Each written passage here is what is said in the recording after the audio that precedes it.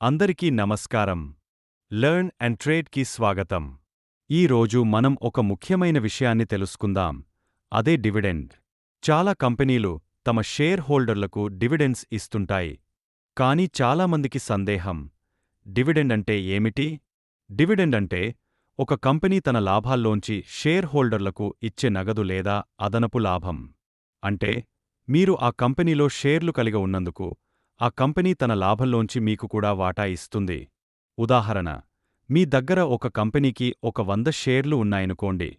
ఆ కంపెనీ ఒక్కో షేర్కి రూ. 5 డివిడెండ్ ప్రకటించింది. అంటే మీకు ఒక్క షేర్ రూ. 5 చొప్పున మీకు 100 షేర్లకు రూ. 500 వస్తుంది. కంపెనీలు డివిడెండ్ ఎందుకు ఇస్తాయి? షేర్ హోల్డర్లను రివార్డ్ చేయడానికి, ఇన్వెస్టర్ల నమ్మకాన్ని పెంచడానికి, కంపెనీ బలమైన లాభాలు సాధించిందని చూపడానికి. డివిడెండ్ వల్ల మనకి లాభమేమిటి? రెగ్యులర్ ఇన్కమ్ వస్తుంది.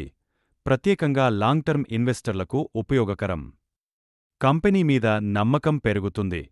లాంగ్ టర్మ్లో క్యాపిటల్ అప్రిసియేషన్తో పాటు అదనపు ఇన్కమ్ కూడా వస్తుంది.